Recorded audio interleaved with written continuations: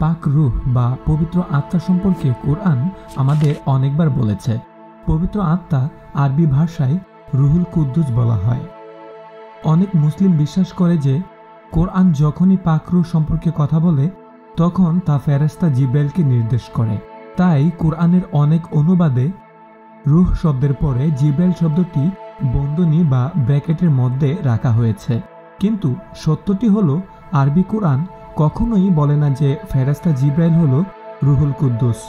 আপনার ইমামকে জিজ্ঞাসা করুন কোরআনের কোন আয়াতে বলা হয়েছে যে পাক রূহ হলেন ফেরেশতা জিব্রাইল, এবং আপনি দেখতে পাবেন যে তিনি আপনাকে উত্তর দিতে সক্ষম হবে না। আরবিতে ফেরেশতা শব্দটি মালাক, রূহ নয়। রূহ ও মালাক ভিন্ন জিনিস। আমরা যদি রূহ সম্পর্কে কোরআনের আয়াতগুলি পড়ি তবে আমরা দেখতে পাবো যে পাক রূহ ফেরেশতাদের থেকে আলাদা। সূরা আন-নাবা আয়াত ৩৮ বলে, সেদিন রূহ ও ফেরেশতাগণ সারিবদ্ধভাবে দাঁড়াবে। এই আয়াতে রূহকে ফেরেশতাদের থেকে পৃথক বলা হয়েছে, যার মানে হলো রূহ ফেরেশতাদের থেকে আলাদা। যেমনটি আমরা সূরা আল ফজর আয়াত ২২ পাই, আল্লাহকে ফেরেশতাদের থেকে আলাদা বলে উল্লেখ করা হয়েছে, কারণ তিনি ফেরেশতাদের থেকে আলাদা। একইভাবে আমরা বুঝি যে পাক রূহ ফেরেশতাদের থেকে আলাদা সত্তা, কারণ তাকে তাদের থেকে আলাদা উল্লেখ করা হয়েছে। একই জিনিস আমরা সূরা আল মারিজ আয়াত ৪ পাই। ফেরেশতাগণ ও রূহ এমন একদিনে আল্লাহর পানে ঊর্ধ্বগামী হয় যার পরিমাণ ৫০,০০০ বছর। রূহ ফেরেশতাদের থেকে আলাদা, তাই এখানে আবার তাদের পৃথকভাবে উল্লেখ করা হয়েছে। রূহ ফেরেশতা হতে পারে না, কারণ সে ফেরেশতাদের দল থেকে আলাদা। প্রকৃতপক্ষে কোরআনের আরও অনেক আয়াত ফেরেশতা এবং রূহুর মধ্যে পার্থক্য করে, তাই পাক রূহ ফেরেশতা জিব্রাইল হতে পারে না। কিন্তু কেন কিছু মুসলমান এই সিদ্ধান্তে উপনীত হলেন যে পাক রূহ হলেন ফেরেশতা জিব্রাইল? কারণ তারা কোরআনের দুটি আয়াতকে একত্র করেছে।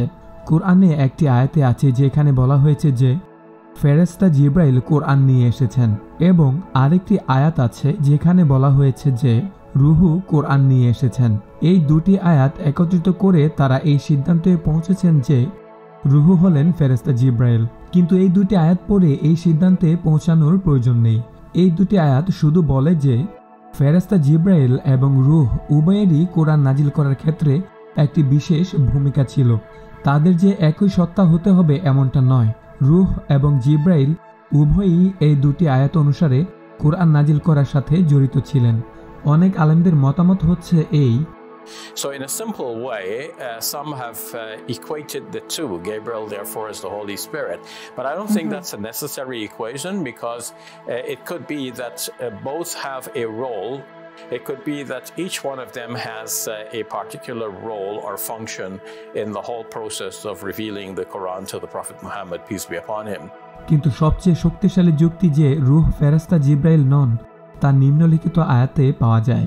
কুরআন আমাদেরকে বলে যে হযরত মুহাম্মদের যুগের লোকেরা হযরত মুহাম্মদকে রূহ সম্পর্কে জিজ্ঞাসা করত। আল্লাহ হযরত মুহাম্মদকে কি উত্তর দিতে বলেছেন? আল্লাহ কি হযরত মুহাম্মদকে উত্তর দিতে বলেছিলেন যে রূহ ফেরেশতা জিব্রাইল? সূরা আল ইসরা আয়াত ৮৫ পড়ি। আর তারা তোমাকে রূহ সম্পর্কে প্রশ্ন করে, বলো রূহ আমার রবের আদেশ থেকে, আর তোমাদেরকে জ্ঞান থেকে অতি সামান্যই দেওয়া হয়েছে।